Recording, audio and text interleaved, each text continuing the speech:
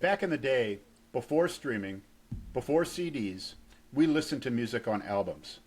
A vinyl disc spinning 33 and a third revolutions per minute brought us great music one side at a time.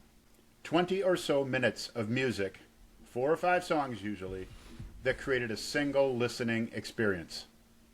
This format exposed us to other songs of the artist, not just the hits, and often flowed in an order that was created to build and maintain or mold a musical experience for the listener. Sideshow brings musical experiences from the past to life today. Here, we discuss and review individual sides of record albums we have grown to appreciate and hope you will too. Welcome to The Sideshow.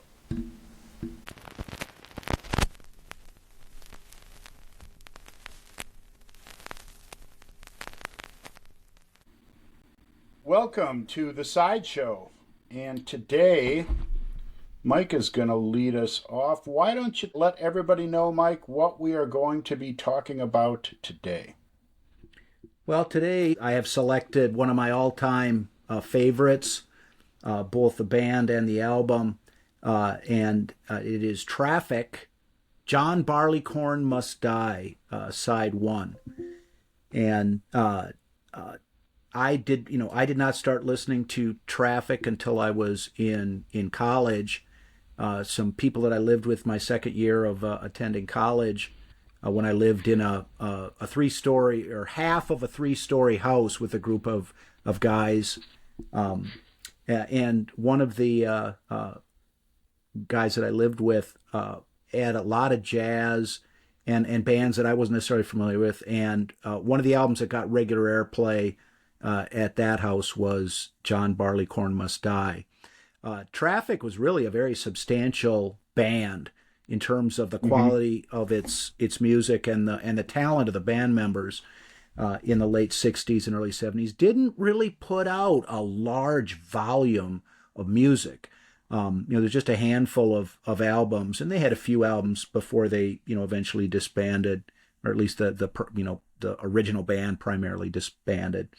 And John Barleycorn was kind of the peak, in my opinion, of their quality. Not necessarily their best album overall, but their first album was from 1967, and the members of the band included someone that most people have heard of. Steve Winwood was sort of the primary musician in the band. He had previously, like as a teenager, been in a band called the Spencer Davis Group, and they had a song that made it on the radio called "I'm a Man," which was eventually covered by Chicago, the band Chicago, on I believe was their first album, and was a radio song for the band Chicago. And the other members of the band were the songwriter that many people may have also heard of, named Dave Mason.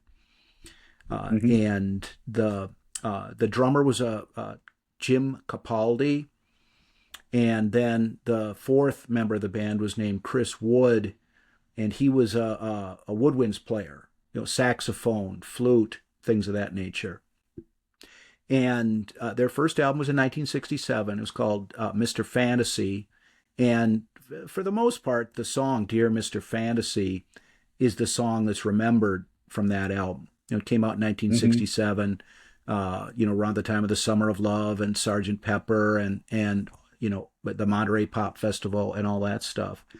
And it was an album of psychedelic songs, but not necessarily like the Beatles, Lucy in the Sky type, nor the kind of like the San Francisco Jefferson Airplane, Grateful Dead type either.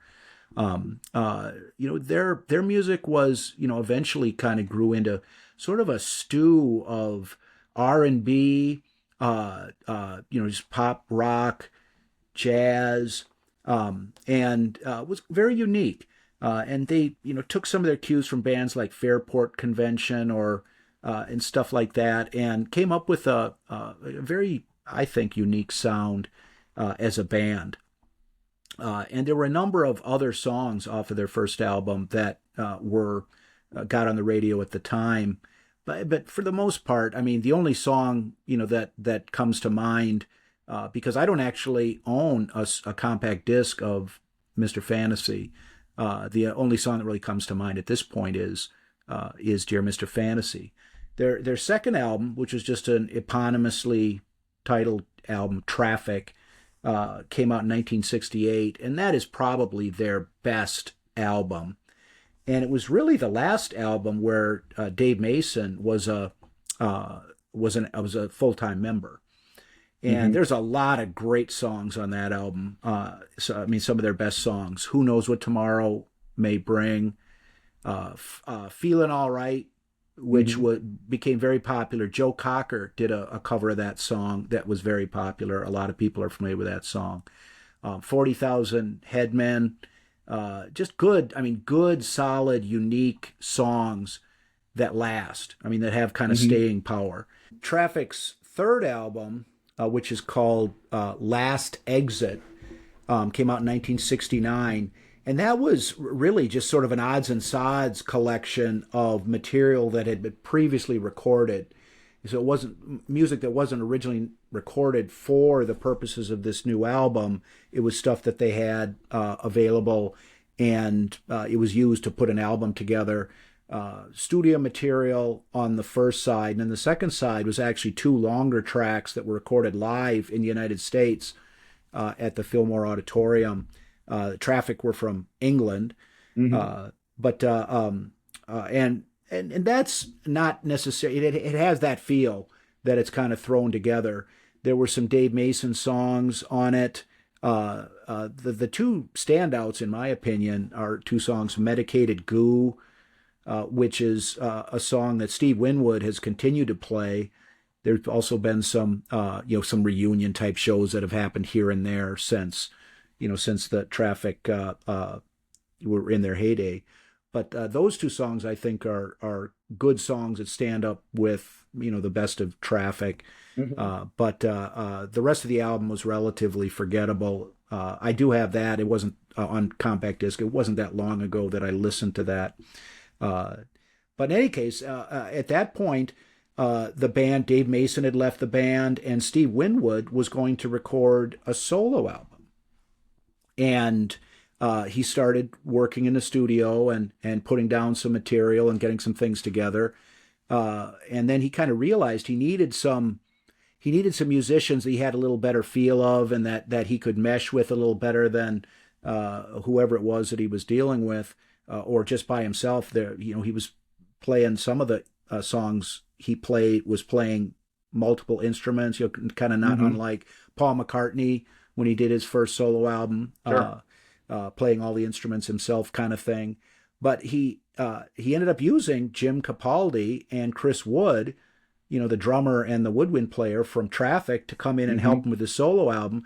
And they were just having a good time jamming, and it became the next Traffic album without the participation of Dave Mason, who had previously been in the band. And so that's kind of the story of Traffic leading up to John Barleycorn.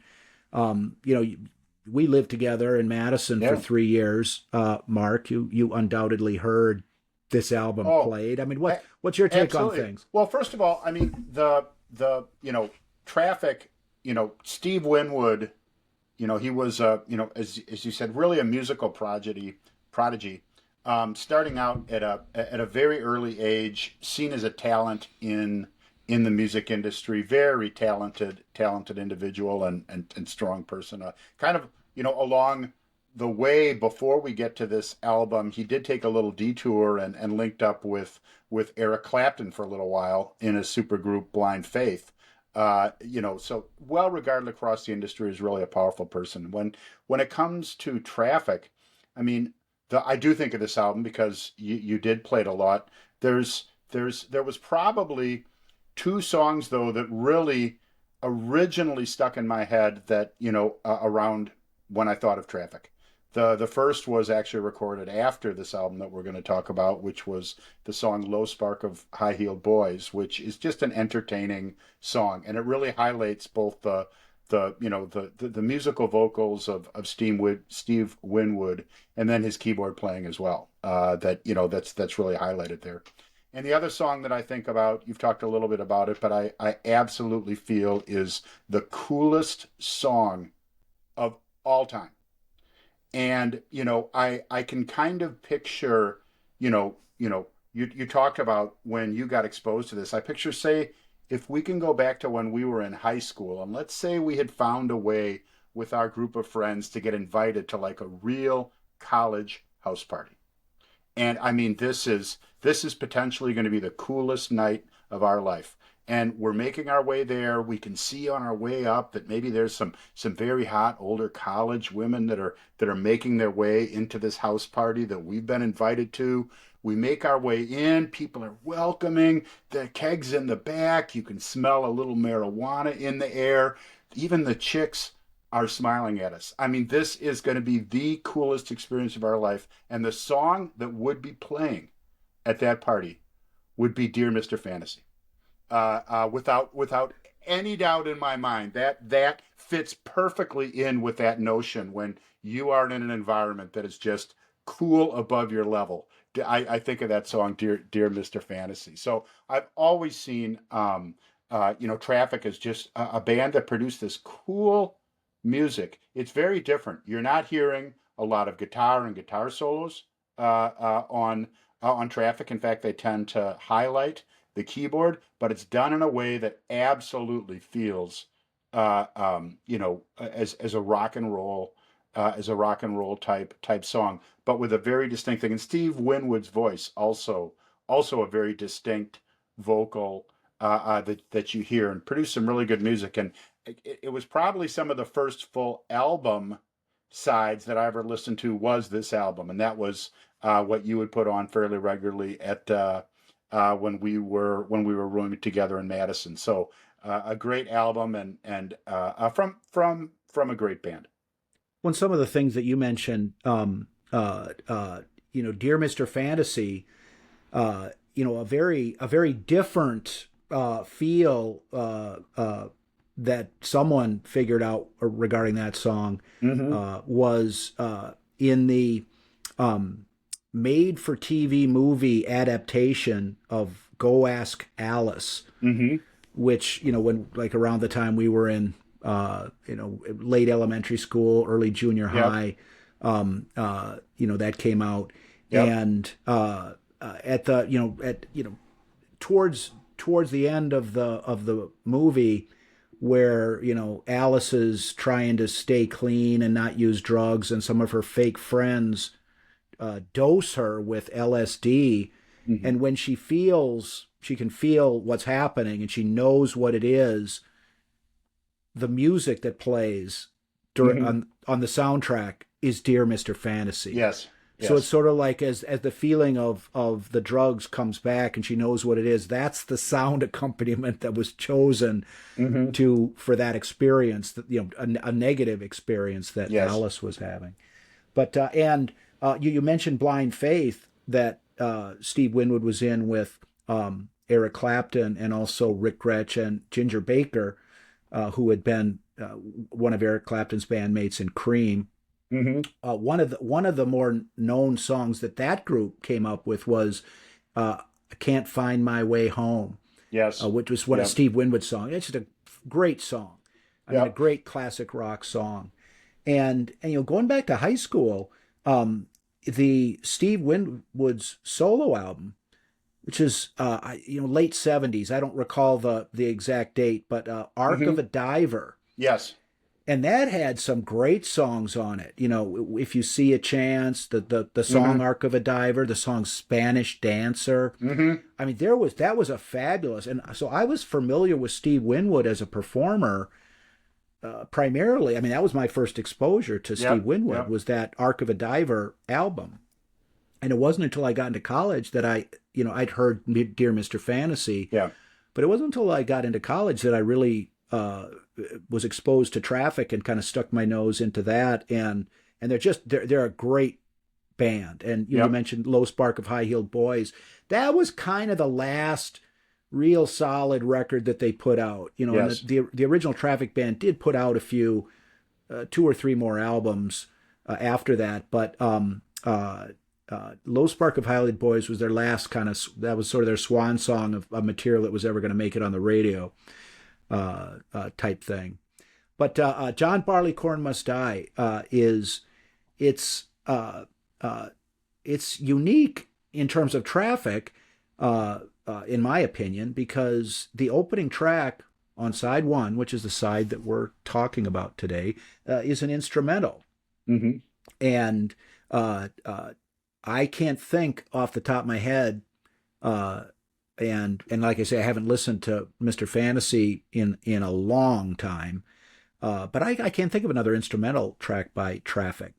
But Glad is the name of the first track, and it starts out with a piano figure, and then some organ thrown on there, and the drums are there.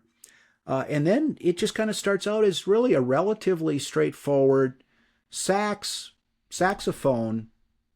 jam. Mm-hmm. And jam isn't really the right word. It's more of a song than a jam. But it's the sax playing this repeated figure. Then the piano comes back in, and it really has that stew that I kind of referred to earlier, but more of a jazz emphasis. There's still kind of an Mm-hmm. R&B feel to it. One of Jim Capaldi's qualities as a drummer is he could play intricate rhythms with subtlety, but that kind of took control of the groove of the song. Mm-hmm. And that's the opening track is a good example of that, and then all three tracks on side one are a good example of that. And so it kind of goes back and forth between this sax bit and the piano, and then the sax, and then about 2/3 of the way through the song, it kind of transitions into this slower, very haunting piano. Mm-hmm. It's very interesting. It's very unique. And when I was new to this record, and it would get to that point of the song, it was always very striking to me, and I thought it was very beautiful, very artistic, very haunting, but accessible. It wasn't weird. It wasn't. They weren't trying too hard to be anything. Mm-hmm. And the whole track has a feeling to me like these are three guys, and the only musicians that played on the record were Winwood, Capaldi, and Chris Wood. Mm-hmm. No other musicians. And it was just, here's three guys that know each other well. They're very comfortable with each other, and their playing has come to mesh together well over the time they've been together, and they're just having fun, relatively lighthearted approach to what they were doing, and so it just has a comfortable, easy feeling to it, and it's a great opening track. Absolutely, and I mean, the word that you used is exactly the word that I would use. It's accessible. In first hearing this album, or if I've gone for a long time without listening to this album, and this track comes on, it is got just such a familiar style to it. It almost has a feel like, oh, this must have been like the theme to some TV show that I used to watch all the time, or it was like a commercial logo or something that I was always listening to. It sounds familiar. Again, even if you haven't listened to it for a long time, it sounds like something that is so familiar to you. You hear it every day of your life. I can't describe it any other way than just really accessible. It's a song that feels like, you listen to it a lot, even though it's been, you haven't heard it in a while. So I don't know how or why it feels that way, aside from the fact that it's just they got into a comfortable jam and rhythm with the threesome and just made it float. You can picture the three of them playing this and kind of smiling at each other, saying, "This is just a good groove that we have here," because that's just the way that it feels when you're listening to it. A great tune and it certainly isn't pounding in any way. Again, there's a little bit of a, it starts, as you said, it's kind of a light, easy, kind of upbeat feel. It does have a change in the middle of it, but overall, it is really just such an easy to listen to song, that the perfect type of song you put on when you get home at the end of a long, hard day at work. It's a great just, kind of coast into a more relaxing state of mind. Well, and you point out the accessibility. For example, about 10 years ago, or thereabouts, we had I was a member of the board of the local YMCA at the time, and there was a social function for some board members that was at our house, and so there were about 12, 14 people that neck of the woods that were here at our house, and they were primarily married couples, Hmm. and a few were older than Beth and I, and a few were younger. And it was we were having drinks and that kind of thing, and so it was a lighthearted social affair. And I was well, what kind of music should be played? And if I recall correctly, I played this album exactly because of the accessibility that you refer to. But it's definitely, there is a rock and Hmm. roll vibe that's in there. I mean, it's despite the R&B influences and the jazz that they were interested in. There's still, it feels like rock music. Hmm. That vibe, that attitude, that feel is not lost in the material. Um, so just very solid, strong material that stands up and stands the test of time as much as any music that the band ever recorded. Hmm. And it moves into track. The second track is called Freedom Rider. And this album, I think the music is more the focus than the lyrics, really, for me. Although the lyrics are worthwhile on the second and third tracks on the side. Hmm. Freedom Rider has a different, not quite as bubbly and upbeat as Glad, but not brooding or negative Hmm. either. Just more introspective, contemplative feel to it. Has piano, keyboard, a lot of keyboard in it. Piano and organ, but also not only a saxophone. There's flutes in there, Hmm. and the lyrics. Freedom Rider. There's a lot of people that speculate what the heck's he talking about, and talk about, for example, the in the southern United States, people that would ride the buses as Hmm. in the Freedom protests and Riders. whatnot, Yeah. freedom riders. But I don't look at it that way. And the first verse is like a hurricane around your heart when earth and sky are torn apart.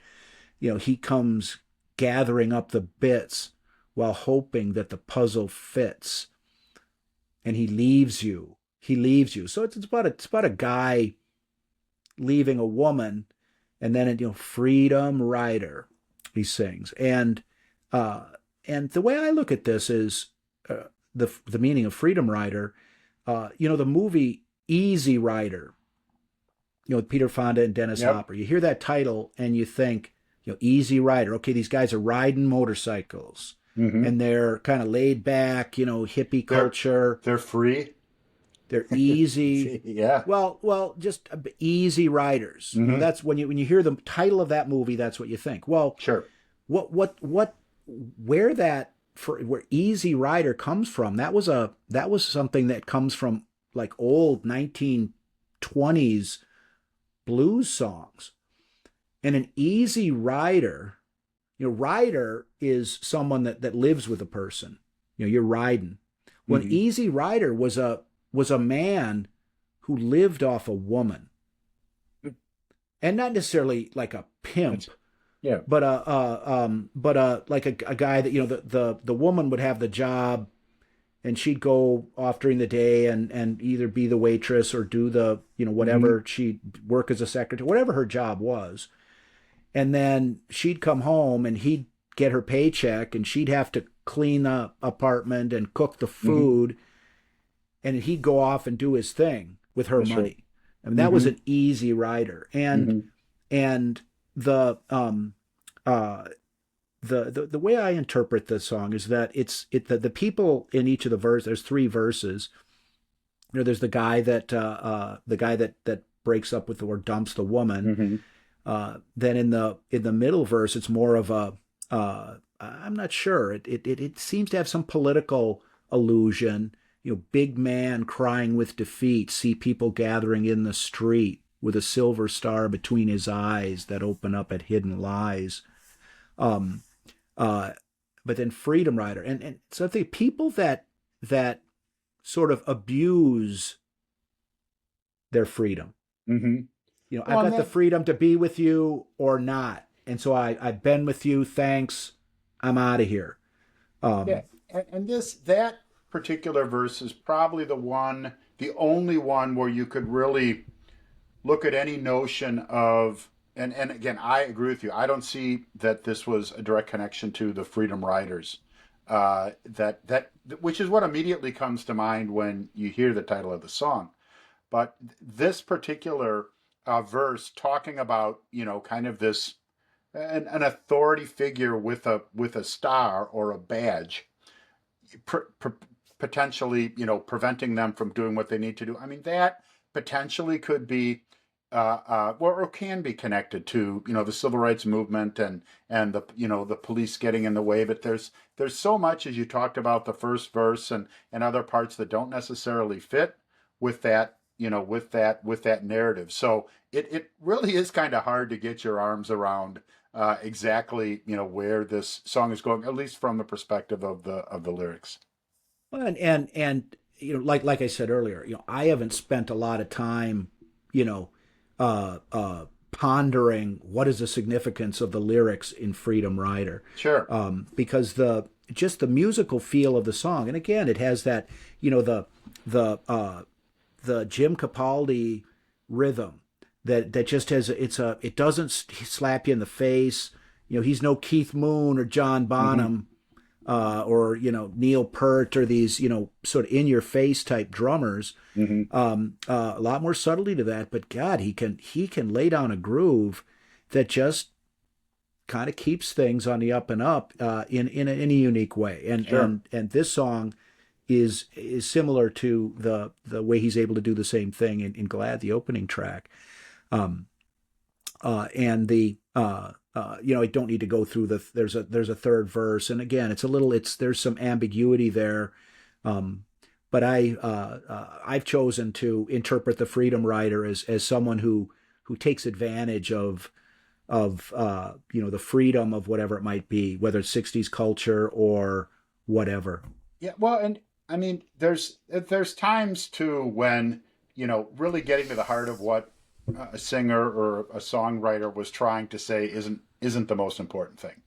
This Yeah. is an example of a song. It's like I don't really know. I have from time to time when I've been a little perplexed about someone was saying. I mean, there's all kinds of places out there that people put their thoughts about the meanings. There's websites I actually looked this one up, and the only comment was from a person saying, "I can't believe nobody's commented about what this song means. I mean, it's such a great song. There should be all kinds of commentary here about what it means." And then he concluded by saying, "I don't know what it means, but it's a good song." And I guess that's kind of, and musically though is where this song. I mean, there's it starts out as you're coming into the song and the verses. It's got a feel to it. It definitely during the choruses of the song takes kind of a deeper, darker, or sadder type of tone, and then comes back up again, kind of for the verses. And then, as you talked about the flute, it almost sounds in the middle like you've got almost like two flutes dueling with each other. Is what it comes across at. So the flow of the song and the musical nature of the song and the different instruments, especially the woodwinds that they're bringing into this, just make it a good song. And quite frankly, doesn't matter what they're talking about. Very good, very good song. When I mean, the bottom line about the lyrics, particularly of this song, is what you say. Um, uh, uh, in any case, the moving on to track number three, which is called "Empty Pages," a more kind of more of the uplifting, Yes. sort of brighter tone to the music, kind of like the first track. And not that Freedom Rider was this brooding, type song, but just this Empty Pages has a very bright feel Yes. to it, very optimistic. Things are looking up, a kind of feel to it, and lyrically, that song, is appears to be that he's, the Steve Winwood, I think he wrote and he definitely sang all of these lyrics, and I believe that he wrote all of them himself. But he's just, I found someone who can comfort me, but there are always exceptions, and she's good at appearing sane, but I just want you to know.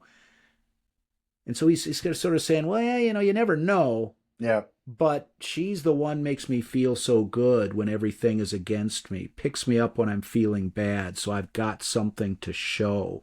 So I mean, it kind of starts out with, you never know what's going to happen, but it's good. Whatever's Yeah. happening right now, it's good. But then the chorus is staring at empty pages, centered around the same old plot, staring at empty pages, flowing along the ages. And I, as to what that means, on the one hand, it seems like he's just found something that's good and different and new, and he's upbeat about it. But centered around the same old plot, empty pages, is like, is this going to be just the same old story? Um, uh, and then goes into the, often lost and forgotten, the vagueness and the mud. I've been thinking I'm working too hard, but I've got something to show. Often lost and forgotten, the vagueness and the mud. So it's like everything is the same squishy nonsense that never amounts to anything. I've been working hard at it, but I've got something to show. And so, I think the bottom line is that this is someone who's been used to the same old thing, and the empty pages are starting to get filled in, or at least that's what he's looking at. Certainly. Well, and first thing, you talked earlier about the album Arc of a Diver. I mean, this song you could slide this in to the album Arc of a Diver, and it would sound right like, I mean, it sounds like Steve Winwood's solo work. As you talked about before, this was really going to be a solo album. This was Steve Winwood, and he, brought these players back, so returned to a work from Traffic. But this song sounds like the songs on Arc of a Diver.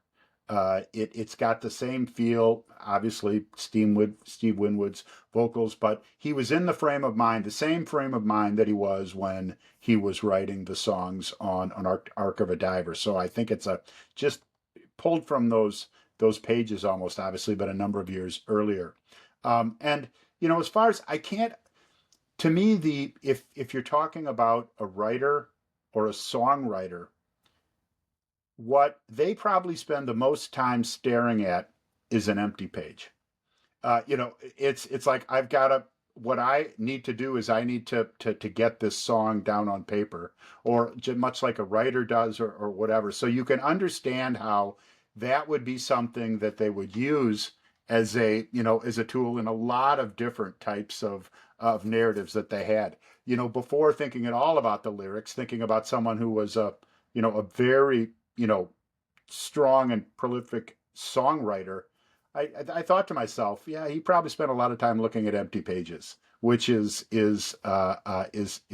again a tool that he would use in a lot of different situations, whether it be describing his life or his accomplishments, or if he was feeling a little bit unaccomplished at a particular time, that would be a good way of describing it.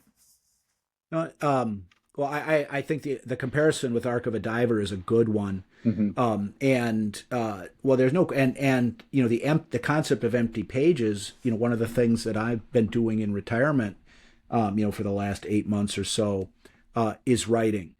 And, and some of that is legal writing. Some of that is for some newspaper columns that are commentary on current events and whatnot. But I've also working on some fiction. And, if a person could just take what's in their head and put it down on paper coherently, quickly, everyone would be a writer. Yeah. And because I consider myself, after the work I did for 30 years and whatnot, I consider myself to be relatively qualified to try my hand at these things. And getting what's in your head onto the page or onto the word processor, in my case, that's what distinguishes between a real writer and a wannabe, and a genuine artist or musician or songwriter and someone who's kind of a wannabe. And I think that Steve Winwood did a wonderful job in this song of basically kind of summing up someone who's cautiously optimistic and is happy to realize they're in love with someone, and it's a good thing, not a burden. Now, before I don't want the music of Empty Pages to get lost in the shuffle. I started out talking about the lyrics, but like I say, it starts out with the organ basically, and there are no woodwinds. Chris Wood does not play any woodwind instruments on this track. On the album cover, it indicates he plays organ, and it's definitely a keyboard dominated song musically. Has the same type of Jim Capaldi groove that I've talked about already, and there is the instrumental break where there is a relatively lengthy keyboard solo by Steve Winwood, and I am here to declare that the keyboard solo in Empty Pages is the best keyboard solo in classic rock. Don't tell me about Rick Wakeman or Keith Emerson or whoever. Winwood's organ solo or his keyboard solo, I don't know whether it was a Hammond like B3 organ or electric piano, but the keyboard solo in Empty Pages is the keyboard solo of the classic rock era. Now, what do you think of that? It sounds like you're going pretty strong on record for that, and I'm certainly not going to. I'm not going to dispute it. I can also see how you've got people that may have been like a Rick Wakeman or that type of thing known for that, but it was a different type of playing the organ. Steve Winwood made the organ fall into a piece of rock music almost like it was a guitar, the way that it flowed in, as opposed to you get someone like a Rick Wakeman, where you almost had to pause when they were really going to highlight his skills. You almost had to pause from what the song was doing, and then okay, Rick's going to do a solo here and get into all of his type of stuff. You did not have the same type of notion that it was part of the rhythm, but not as like you would expect the strength of, say, a guitar in a piece of music. And Steve Winwood, especially in Traffic here, absolutely brought that, which is kind of the only way, if you can picture, like we were talking about the band Blind Faith, you don't have a keyboard player coming in to play with someone like Eric Clapton because they want to put together this super group. If they don't have that type of what they're bringing to the table, what they're bringing to the band. So I would agree that it was just a different type of keyboard that Steve Winwood was bringing in the first place. So that makes it, puts him in a position to have a much stronger type of solo. So I'm not going to put any money on the table against your assertion there. Steve Winwood, and he was, at the time this album was recorded, he was like 22 years old, maybe 23, but he was young. Mm-hmm. And I mean, he's kind of a skinny young English kid. Yeah. And I don't know whether he grew up in London or somewhere else in England, but I mean, he was a white English kid, and both his singing and his keyboard playing, he brought a soulfulness to both of those things, to his Mm-hmm. singing and his keyboard playing, that for a white musician, and I'm not saying he's the most soulful white musician Yeah. out there, but he certainly was up there in his ability, whether you want to call it blue-eyed soul or whatever. He just had that feel, and like R&B material and its influence on the sound that Traffic eventually developed. His soulfulness was great. I mean, Mm-hmm. it just fit in perfectly with that, and and kind of like on Arc of a Diver later on, in his solo career, it just had a feel to it, that like a pouring some syrup over a thing of pancakes. It just he just had a very soulful feel to both his singing and his playing, and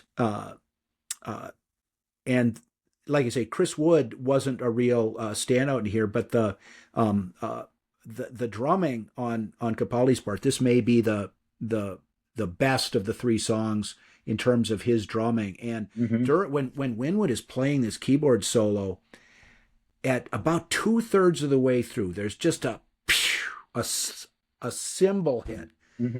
that is just perfect.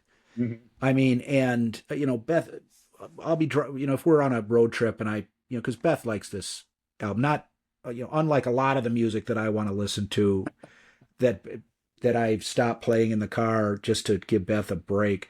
Yeah. But this is one, and we'll be going down the road, and I'll like take my hand and it just, because it's just so natural, and so it's like he knew the exact right place Mm-hmm. to hit that cymbal. It's almost the only real cymbal hit in the whole break. That's it. But he did it in the right place. He did it in just the right place. Yeah.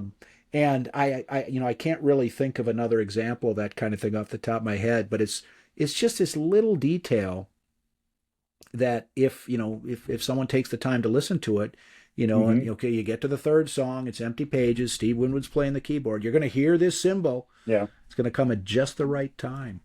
And not all bands, had that innate sort of feel where they could just be in the right place at the right time. And Traffic was one of those bands, in my humble opinion. And I think this particular side is one of the reasons that we talk about sides the way that we do, because the way that it starts as we go back to the beginning with this instrumental piece that is just, it very easily brings you in. I mean, it can bring anybody into the album itself. You have this song in the middle that the Freedom Riders that we talked about, that is, again, what we don't necessarily need to sink into what they're saying, but musically it has started to build on this original instrumental. And then it closes with an incredibly strong, great song, which, really showcases Steve Winwood as the very talented artist that he was, and builds with, just an amazing keyboard solo as well. Again, just the album itself is a great experience to go from start to finish, which is what we love on the Sideshow. Yeah. And one final bit about Steve Winwood that I neglected to point out, in his original, when he originally was a member of the Spencer Davis Group before Traffic, when he was like 17 or something, another song incredibly popular from the Big Chill soundtrack, "Gimme Some Lovin'." Mm-hmm. That's Spencer Davis Group, and so that's Steve Winwood singing lead, and that really kind of that organ sound in "Gimme Some Lovin'," where they're playing the touch football game during halftime of the Michigan game in the movie. And that's him playing keyboards and singing. Like 17 years old, 17-year-old white kid from England. Yeah. He's both Yep. singing that song, and so just a great musician, a great band with other good musicians, and when we first came up with this idea for doing the sideshow, this is one of the sides that I had in mind. Well, glad we had a chance to listen to it. So, Traffic, John Barleycorn Must Die, side one. Another great side. All right. We will talk to you for the next episode.